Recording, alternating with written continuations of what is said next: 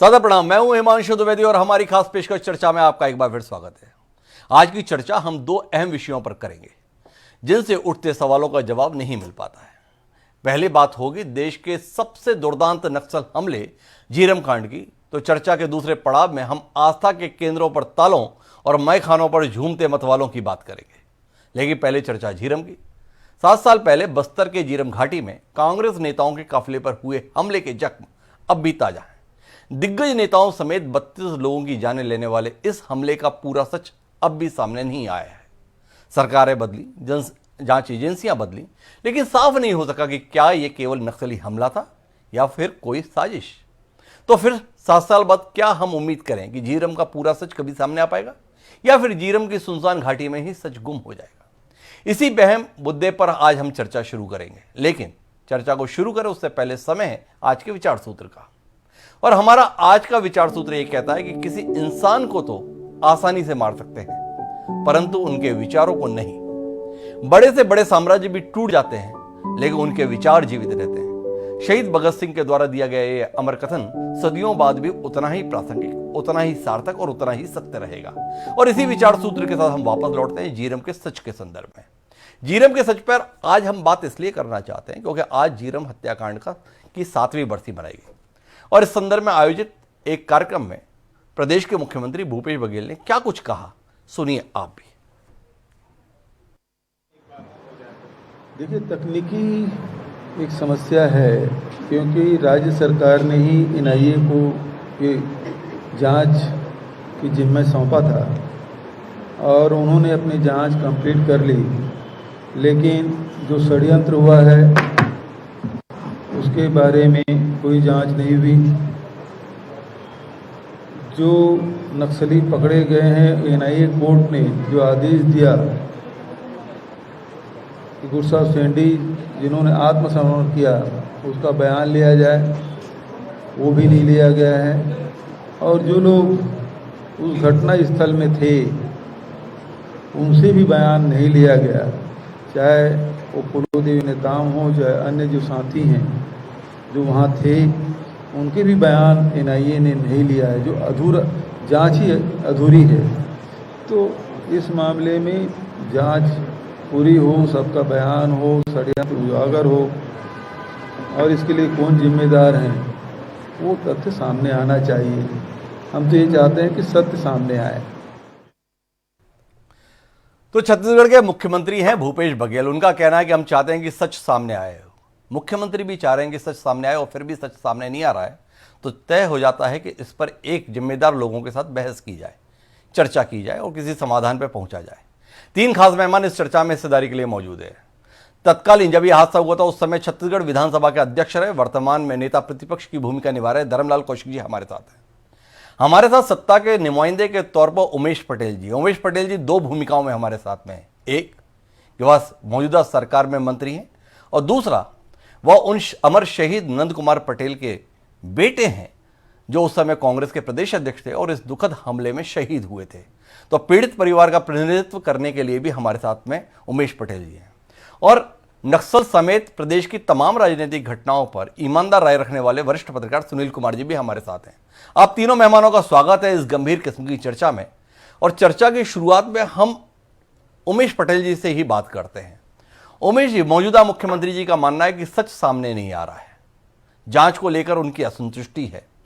आप सरकार में मंत्री भी हैं और पीड़ित परिवार से ताल्लुक भी रखते हैं। कितना इत्तेफाक रख रहे हैं इन आरोपों के संदर्भ में और इस असंतुष्टि के संदर्भ में आप?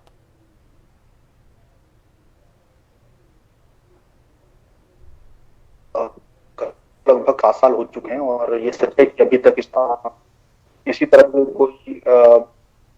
कोई आगे बढ़ी नहीं है। जी। कांग्रेस की जब सरकार बनी तब माननीय मुख्यमंत्री जी ने ये घोषणा किया कि इसमें एसआईटी का गठन होगा और एसआईटी गठन हुआ। जी। लेकिन एसआईटी को काम करने के लिए एनआईए से केस को हैंड ओवर करना था और कहीं न कहीं वो एनआईए ने इसको मना किया। कोर्ट में भी ये केस चला लेकिन वहां से भी कुछ हुआ नहीं है। तो आज 25 मई के इस दुखद दिवस पे जितेन मुदलियार के द्वारा एक फ्रेश एफआईआर इसमें किया गया है, ताकि एसआईटी इस एफआईआर को लेकर बेस बनाकर आगे अपना काम कर सके। उमेश जी, दो सवाल मेरे पास हैं आपसे पूछने के लिए। एक तो ये, जब ये विवश हत्याकांड हुआ उस समय प्रदेश में भाजपा की सरकार थी, पर केंद्र में यूपीए की सरकार थी, जो मूलतः कांग्रेस की सरकार के तौर पर हम देखते हैं।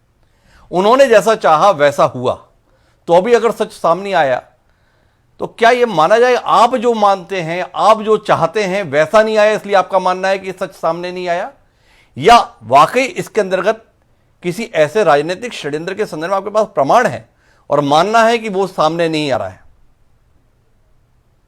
नहीं, देखिए, जो बेसिक बातें हैं मैं उसको आपके बीच में रखना चाहता हूं। जैसे पहली चीज, मुझे इस घटना के बारे में ज्यादा कुछ पता नहीं है, क्योंकि मैं उस समय एक्टिवली इन्वॉल्व नहीं था यहाँ। लेकिन जो लॉजिक की बात करता हूं, जैसे शहीद नंद कुमार पटेल जी के नाम लेकर नक्सलियों से पूछा जाना कि वो कहाँ है, कौन है, किधर है। इनके अलावा चलिए, शहीद नंद कुमार पटेल जी को तो हम मान सकते हैं क्योंकि वो चर्चित चेहरे थे और उनका नाम लेकर पूछा जा रहा था नक्सलियों के द्वारा।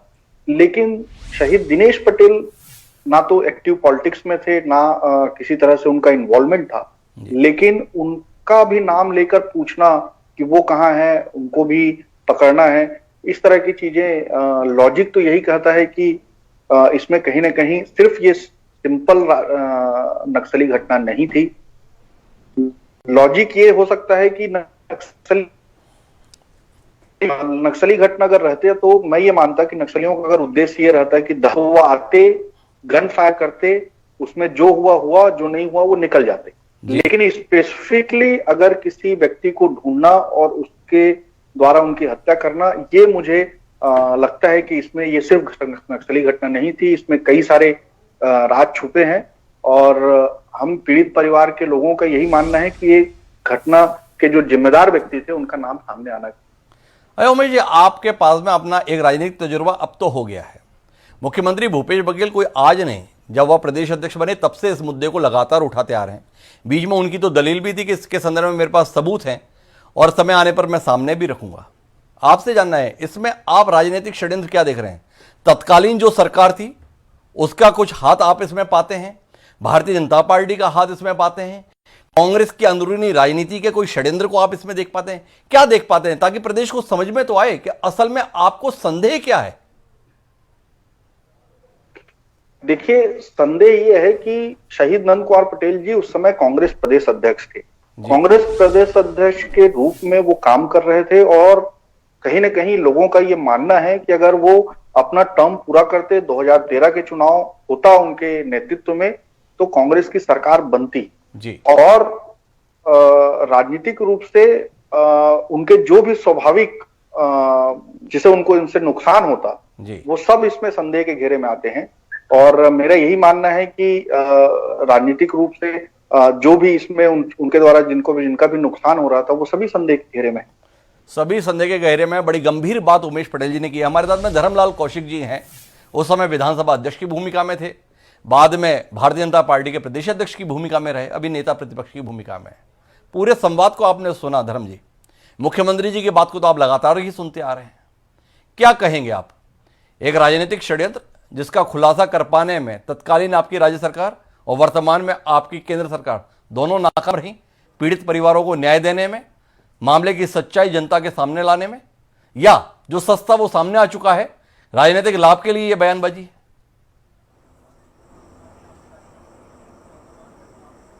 देखिए, घटना दुखदपूर्ण है, द्रवित है और सभी परिवार जो इसमें शहीद के जो जुड़े हुए हैं, मैं इस विषय पे ये कहना चाहता हूं कि घटना दुर्भाग्यजनक है।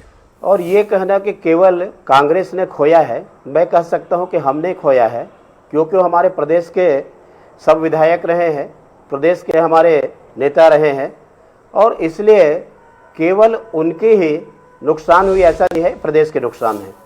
यदि आज भीमा मंडावी जी नहीं है तो मैं ये बोलूं कि केवल भाजपा के हैं, तो मेरी सोच हो सकती है, लेकिन सामने वाले की भी सोच होनी चाहिए कि जब कोई बेटा जाता है तो केवल माँ बाप के नहीं बल्कि एक पार्टी के इसको जोड़ना उतने तक सीमित रखना उचित नहीं है, बल्कि निजी संबंध भी हम सब लोगों का पहले से रहा है और घर में सुख दुख में आना जाना भी रहा है। इसलिए उस समय भी घटना के हम लोगों ने भर्त्सना की, निंदा की, पूरे प्रयास हम सब लोगों की है कि इसकी छानबीन होनी चाहिए, सच्चाई आनी चाहिए। मैं आपको बताना चाहता हूं कि घटना के तत्काल बाद जी तत्कालीन सरकार के द्वारा जिस प्रकार से मिश्रा जी के अध्यक्षता में एक कमीशन का गठन किया गया जी और कमीशन के गठन करने के बाद में उसमें उसके सारे पड़ताल की गई है। जी मुझे लगता है कि जो घटना में शरीक थे, घटना के समय जो थे, बाकी जो भी साक्ष्य आए सारे लोगों का उसमें बयान हुआ है, लेकिन अभी उसका प्रतिवेदन प्रस्तुत नहीं हुआ है जी। और उस समय जितना वो गहराई तक जा सकते थे, मुझे लगता है कि चूंकि हाई कोर्ट के जज जी के नेतृत्व में इंक्वायरी हुई है जी तो निस्संदेह अपनी बातों को सब रखने में उसमें कहीं संकोच की आवश्यकता नहीं थी और सब लोगों ने रखने का प्रयास किया। जी भाजपा की राज्य में सरकार थी, केंद्र में कांग्रेस की सरकार थी और उस समय मनमोहन सिंह जी प्रधानमंत्री थे। मनमोहन सिंह जी के द्वारा ही समझ लीजिए कि एनआईए का गठन हुआ जी और एनआईए का गठन सबसे जो ये माना जा सकता है कि जो जांच कमेटी है वो हाईएस्ट जो कमेटी है उनको उन्होंने गठन किया और गठन करने के बाद में उस कमेटी के द्वारा जांच हुआ। लेकिन जांच होने के बाद में आज जिस बात को बोल रहे हैं कि मुख्यमंत्री जी और उस समय बोल रहे थे कि मेरे पास में पॉकेट में रखा हुआ है सबूत, मैं ये पूछना चाहता हूं आपको किसने रोका? आपने सबूत क्यों प्रस्तुत नहीं किए? क्या आज भी आपको खतरा लग रहा है? आप अपना प्रस्तुत करना क्यों नहीं चाहते? और केवल इसमें बयानबाजी तक नहीं होनी चाहिए। मैं आरोप किसी के ऊपर नहीं लगा रहा हूं जी, लेकिन हमें थोड़ा सा प्रतीक्षा करने की आवश्यकता है कि जांच का प्रतिवेदन प्रस्तुत होना चाहिए और वास्तविक में जो पीड़ित परिवार है उसको न्याय मिलनी चाहिए। मैं इसमें राजनीति को बीच में लाना नहीं चाहता क्योंकि वो हम सबके लोग थे और इसलिए उस परिवार को न्याय मिले, ये मेरी दिली इच्छा है और मैं दिल से चाहता हूं। इसलिए मैं केवल बयानबाजी तक इसको अटका के रखने के पक्षधर नहीं हूं, बल्कि सच्चाई आनी चाहिए, परिवार को न्याय मिलनी चाहिए, जनता के बीच में उजागर होना चाहिए। धर्म जी, आपने बहुत अच्छी अच्छी बातें कही। मुझे सुनील कुमार जी के पास जाना है, लेकिन उससे पहले आपसे एक मौजूद सवाल पूछना चाहता हूं। 3 दशक से ज़्यादा का आपका राजनीतिक जीवन है, करीब 4 दशक हो रहे हैं। 2 जांचें संस्थित हुई, एक एनआईए के द्वारा, दूसरा जांच आयोग के रूप में, और प्रदेश के बेहद काबिल प्रशांत मिश्रा जस्टिस के नेतृत्व में जांच आयोग का गठन हुआ। 7वीं बरसी मना रहे हैं हम लोग आज उन शहीदों की, जिनमें नंद कुमार पटेल थे, महेंद्र कर्मा थे, विद्याचरण शुक्ल जैसे दिग्गज थे, उदय मदलियार जैसे जन नेता थे और तमाम लोग, 32 लोग। 7 साल बाद भी जांच आयोग अपना प्रतिवेदन नहीं दे पाया। किस व्यवस्था के साथ जी रहे हम? अगर इतने नृशंस हत्याकांड के संदर्भ में 7 साल बाद भी जांच पूरी नहीं हो रही है, जिस कानून में यह कहा जाता है देर से न्याय भी अन्याय है, 7 साल बाद भी हम रिपोर्ट का इंतजार कर रहे हैं, क्या आपको नहीं लगता है कि हमारी पूरी व्यवस्था की नाकामी है ये?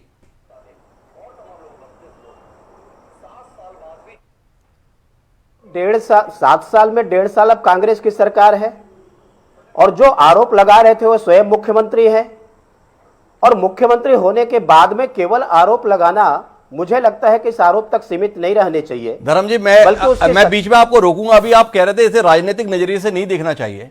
मैंने तो भाजपा कांग्रेस की बात ही नहीं की। मैंने तो इस देश प्रदेश की व्यवस्था पर सवाल उठाया है कि 7 साल बाद भी नतीजा नहीं आया जांच आयोग का। क्या यह हमारी व्यवस्था पर प्रश्न चिन्ह नहीं है? क्या इससे आपका दिल नहीं दुखता है? क्या इस व्यवस्था में सुधार के संदर्भ में कोई जरूरत आप महसूस नहीं करते हैं बतौर जनप्रतिनिधि? यह मेरा सवाल है।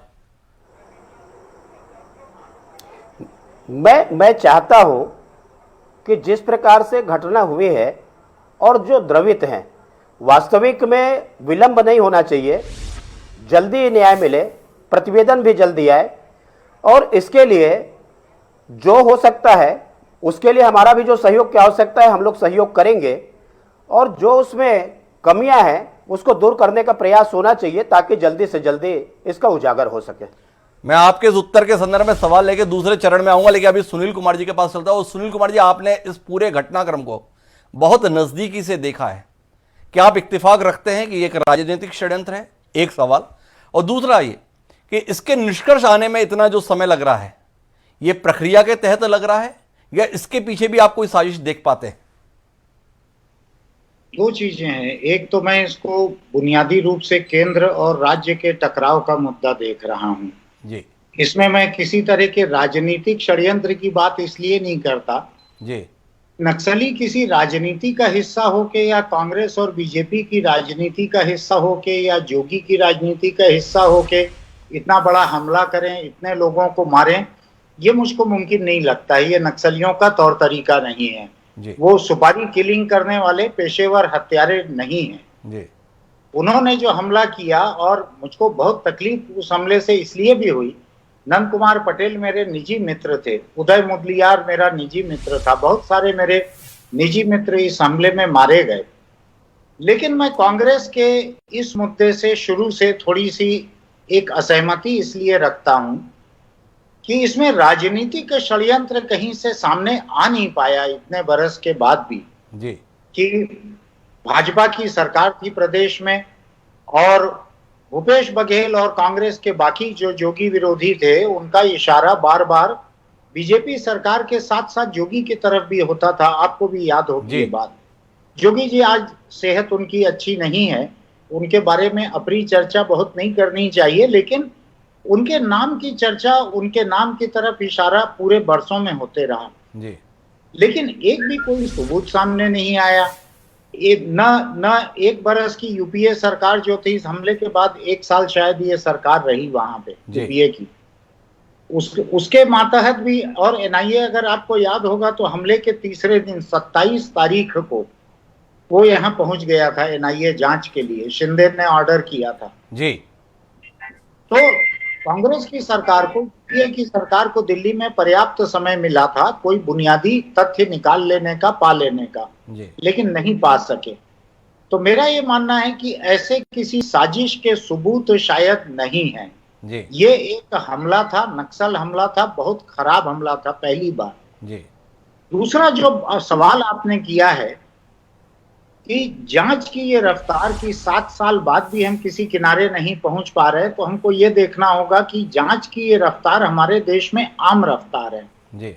अभी 10 दिन पहले सुप्रीम कोर्ट ने बाबरी मस्जिद गिराने का मामला सुन रही ट्रायल कोर्ट, लोअर कोर्ट से कहा है कि 1 महीने या 2 महीने के भीतर इसको पूरा किया जाए सुनवाई को। अब आप देखिए 92 में घटना हुई थी, 92 में बाबरी मस्जिद गिराई गई थी। आज तक ट्रायल कोर्ट, लोअर कोर्ट उसकी सुनवाई पूरी नहीं कर पाया है। तो हमारे यहाँ जांच और अदालती कार्रवाई की ये आम रफ्तार है, शर्मनाक है। इन्हीं वजहों से लोगों का भरोसा लोकतंत्र से उठता है। लेकिन रफ्तार यही है। जो आपने मुद्दा उठाया वो बहुत जायज मुद्दा है जी। इसके साथ साथ मैं केवल एक बात कहना चाहूंगा कि केंद्र और राज्य के बीच इतना ज्यादा अविश्वास हाल के बरसों में बढ़ गया है जी। अगर आपको याद होगा, रमन सिंह के 15 बरस में से 10 बरस तो 11 बरस तो उन्होंने यूपीए सरकार के मातहत राज्य चलाया जी। लेकिन कभी उस वक्त ऐसे अविश्वास की बात नहीं थी जी। नरेंद्र मोदी जी के प्रधानमंत्री बनने के बाद बहुत से राज्यों के साथ उनके प्रति ऐसा अविश्वास बढ़ा है जी। मैं अभी इस बात पे नहीं जा रहा कि उसके लिए केंद्र जिम्मेदार है या राज्य जिम्मेदार हैं, लेकिन आज ये टकराव बढ़ा है, आज ये स्थिति अधिक खराब हुई है। तो आज अगर ये मुद्दा उठाया जा रहा है, उठ रहा है, तो इसके पीछे केंद्र सरकार और केंद्र के मातहत काम कर रही एनआईए के ऊपर एक संदेह है जी। और अभी ताजा डेवलपमेंट पिछले 1 साल का ये है कि एनआईए के अधिकार अंधाधुंध बढ़ा दिए गए हैं जी। संशोधन लाके, संविधान संशोधन लाके एनआईए के अधिकार बहुत बढ़ा दिए गए हैं। उससे भी राज्यों को आपत्ति है कि आपने केंद्र के तहत एक एजेंसी को इतने ज्यादा अधिकार दे दिए कि राज्यों का कोई उसमें सुनवाई नहीं रह गई है जी। एनआईए को इतने ज्यादा अधिकार दे दिया। लेकिन मैं एक बार फिर उमेश पटेल जी को रुख करता हूं। उमेश जी, आपने सारे बिंदु उठाए थे, आपने दोनों हमारे साथी वक्ताओं की बातों को भी सुना। राजनीतिक षड्यंत्र की संभावना से दोनों की ना इत्तेफाकी है। लेकिन आपकी बात को खारिज न करते हुए मैं इस बात को आगे बढ़ाता हूं कि एनआईए की रिपोर्ट से आप संतुष्ट नहीं हैं। बतौर मंत्री बात नहीं कर रहा, शहीद नंद कुमार पटेल के बेटे और दिनेश पटेल के भाई होने के नाते आपका अधिकार बनता है कि अपने अनुसार जांच के तथ्यों पर बात करें। लेकिन अभी एक जांच और लंबित है, वो है जस्टिस प्रशांत मिश्रा की अध्यक्षता में चल रहे आयोग की। क्या उसके प्रति आपका कोई अविश्वास या आप इस बात को लेकर कोई संभावना देखते हैं कि जब वो उस आयोग की रिपोर्ट आएगी तो सच सामने आएगा, तो उतना धैर्य आप रखना चाहेंगे या उस आयोग को भी आप खारिज करते हैं? देखिए, दो बातें जी स्पष्ट करना चाहूंगा। पहली, एनआईए की जांच को लेकर कोई प्रश्न चिन्ह नहीं है। क्या एनआईए के जांच के बिंदुओं में राजनीतिक साजिश की कोई बात आई है या उस एंगल पे जांच हुई है, ये मेन बात है। एनआईए के पूरे जांच को अगर आप देखेंगे तो उसमें यही है कि किन नक्सलियों ने किया, किस दिन किया, किस लिए किया, क्या है, कैसा है, यही इसी पे वो आधारित है। उसके पीछे किस है, उसको कहीं ना कहीं एनआईए ने उस बिंदु की तरफ जांच ही नहीं किया। और शुरू से हमारी मांग यही रही है कि अगर इसके पीछे किसी तरह की राजनीतिक साजिश है तो उस चीज पे पर्दा उठना चाहिए, अगर नहीं है तो कोई दिक्कत। ऐसे ही इसीलिए हम लोगों ने पिछले सरकार में इस बात को हमने पुरजोर तरीके से रखा था। मैं एक बार रोकता हूं उमेश जी आपको। आपने जो बात कही, इसकी जांच के बिंदु तो तत्कालीन यूपीए सरकार में तय किए गए थे। उस समय गृह मंत्री के तौर पर सुशील कुमार शिंदे थे। तो जब यह तय हुआ आपकी ही पार्टी के नेतृत्व वाली केंद्र के सरकार के द्वारा, तो फिर आज इन बातों को उठाने का औचित्य? देखिए, ये इसी साल उठाया गया है, इस बार उठा रहे हैं, ऐसी कोई बात नहीं है। जब से मैं इस घटना से प्रभावित हुआ हूं, इस बात को लगातार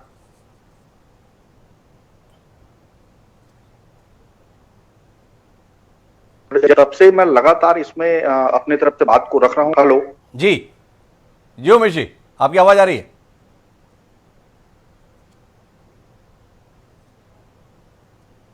हेलो जी उमेश जी। हेलो जी उमेश जी, कट गया था लाइन। जी जी। तो मेरा ये कहना है कि अभी हम लोगों ने जब एसआईटी के गठन किया, हमने उन बिंदुओं को इन्वॉल्व करने की कोशिश की जिसपे हमें शक और शुबा है जी। उन बिंदुओं को लेकर हम एसआईटी का गठन किए हैं और एसआईटी उन एंगलों पर जांच करेगी। लेकिन एनआईए चूंकि हैंड ओवर नहीं कर रहा है, हम इस पे आगे नहीं बढ़ पा रहे हैं। इसलिए आज जितेंद्र मुदलियार ने आज के दिन जगदलपुर एफआईआर किया है एक फ्रेश, जिसको लेकर पूरी कर सकते। और अगर किसी का नाम नहीं आता, बहुत अच्छी चीज है, अगर आता है तो वो सब सामने आना चाहिए, बस इतनी ही मांग है। और दूसरा, मैंने जो सवाल किया जस्टिस प्रशांत मिश्रा आयोग के संदर्भ में, क्या उसकी जांच का आप इंतजार नहीं करना चाहेंगे, निष्कर्षों का? मैं उसके जांच का भी इंतजार करूंगा और मुझे लगता है कि एनआईए की फाइंडिंग और जस्टिस प्रशांत मिश्रा जी के जो फाइनल अगर आएगा तो उनके दोनों के फाइंडिंग में डिस्क्रिपेंसी आएगी। अच्छा, एक आखिरी सवाल आपसे करता हूं, फिर मैं धर्म जी के पास चलूंगा। हमने बार बार इस बात को उठा रहे हैं कि आखिर इतना समय अगर लगेगा तो सच की महत्ता क्या रह जाएगी? आपकी सरकार है, क्या इस आयोग को अभी भी आप बढ़ाना चाहेंगे या अब आप चाहेंगे कि इसके निष्कर्ष आए, अब और समय बढ़ाने की जरूरत नहीं है? यह भी एक आपसे सवाल जानना था मुझे, उत्तर। जी बिल्कुल, ये बहुत अच्छा प्रश्न है और इस बात को मैंने कई फोरम में इस बात को रखा है कि अब 7 साल हो चुके हैं, इसका निष्कर्ष जल्दी से जल्दी आना चाहिए। साथ ही साथ एनआईए के क्लोजर रिपोर्ट को मैंने पढ़ा है और उस क्लोजर रिपोर्ट से मैं इसीलिए असंतुष्ट हूं कि उसमें किसी तरह की कोई साजिश की बात कहीं मेंशन ही नहीं है और उन बिंदुओं को लेकर एसआईटी की जांच हो, ये हमारी प्रमुखता से। दो महत्वपूर्ण बातें उमेश जी के बात से निकल रही है। एक तो है कि वो जस्टिस प्रशांत मिश्रा की रिपोर्ट का इंतजार करना चाहेंगे, एक। दूसरा, उस आयोग का समय अब और ना बढ़े, दूसरी उन्होंने बात कही है। लेकिन तीसरा, वो चाह रहे हैं कि एक एसआईटी के माध्यम से जांच होनी चाहिए। धर्म जी, तीनों बातों को आपने सुना है, क्या समझ पा रहे हैं इस पूरी कहानी के पीछे आप? देखिए, सबसे पहली बात तो कि मैं ये पूछना चाहता हूं कि जब जस्टिस मिश्रा कमीशन के सामने जाने से क्या किसी को रोका गया, किसी को साक्ष्य देने से मना किया गया? निष्पक्ष एजेंसी है, उसके ऊपर स्वाभाविक रूप से कोई सवाल नहीं उठाएंगे।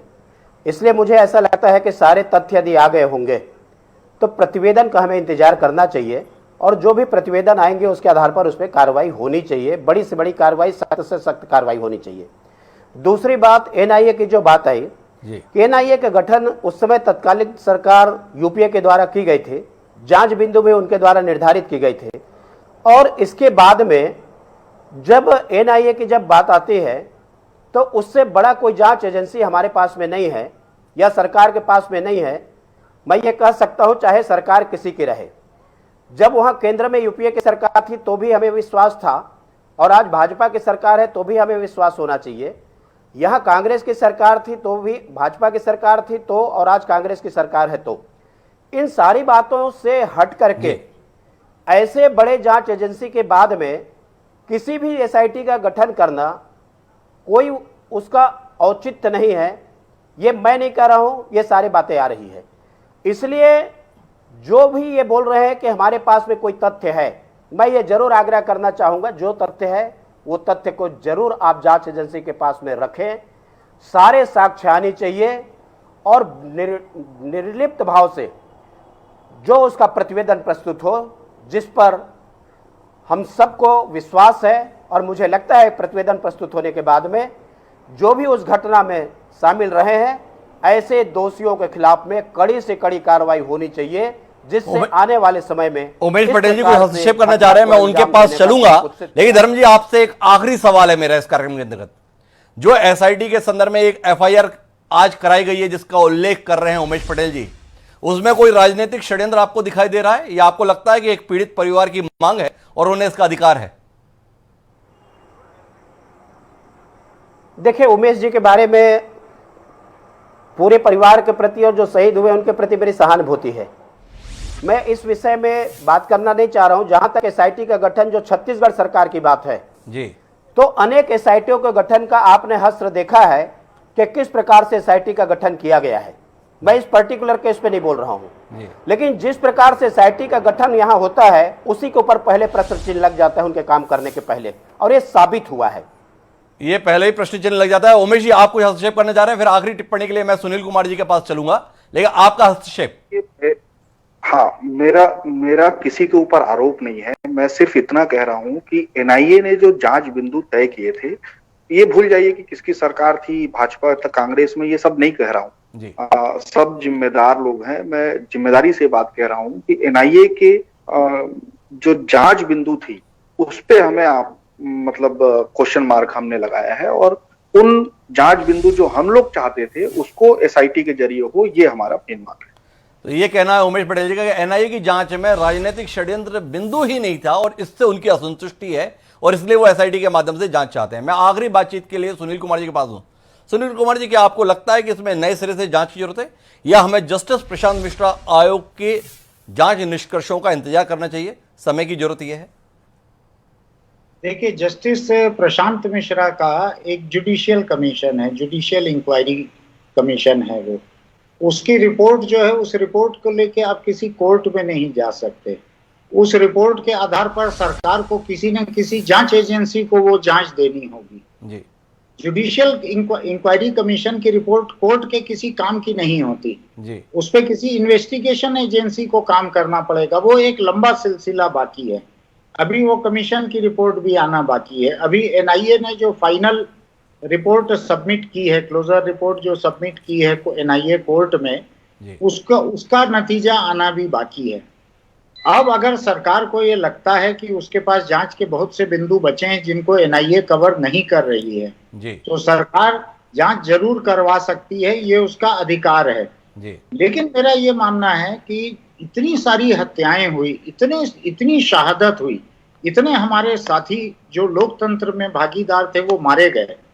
आज इतनी सारी जांच के चलते चलते आखिर सजा का दिन आएगा कब? क्योंकि अभी तो ये लोअर कोर्ट रहेगा, एनआईए का स्पेशल कोर्ट, इसके बाद हाई कोर्ट बचा रहेगा, सुप्रीम कोर्ट बचा रहेगा।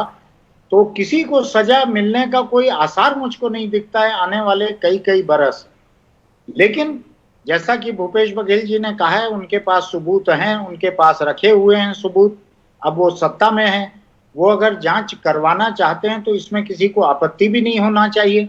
उससे केवल यही होगा कि सजा मिलने में और देर होगी। अगर एनआईए की रिपोर्ट से किसी को सजा मिल सकती है तो राज्य सरकार अपने अधिकार क्षेत्र में रहेगी एक और जांच शुरू करने के लिए, लेकिन कोई भी नई जांच गुनहगारों को सजा दिलवाने के काम को और पीछे धकेल देगी। बड़ी महत्वपूर्ण बात सुनील कुमार जी कि गुनाहगारों को सजा कब मिलेगी, लेकिन गुनाहगारों को सजा तो तब मिले जब पहले ये निकल कर तो आए कि आखिर गुनहगार हैं कौन। इतने जघन्य हत्याकांड के बाद भी अगर सब तरफ अंधेरा व्याप्त है तो तय बात है कि जनता का उजाले के संदर्भ में भरोसा टूटेगा। हमारी विनम्र श्रद्धांजलि झीरम घाटी में शहीद हुए उन तमाम शहीदों के प्रति जिन्होंने इस असामयिक घटनाक्रम में अपनी जानें गंवाई, पर उम्मीद कि अगली बार जब हम इनकी शहादत पर इकट्ठे होंगे तो किसी नतीजे के साथ होंगे। वो तमाम जांचें जो लंबित हैं वो किसी निष्कर्ष पर पहुंचेंगी और ताकि हम तय कर पाएंगे कि आखिरकार गुनहगार कौन है। आप तीनों मेहमानों का बहुत बहुत धन्यवाद हमारी इस चर्चा को सार्थक बनाने के लिए। समय एक छोटे से ब्रेक का, कहीं जाइएगा नहीं, बस यूं गए यूं आए।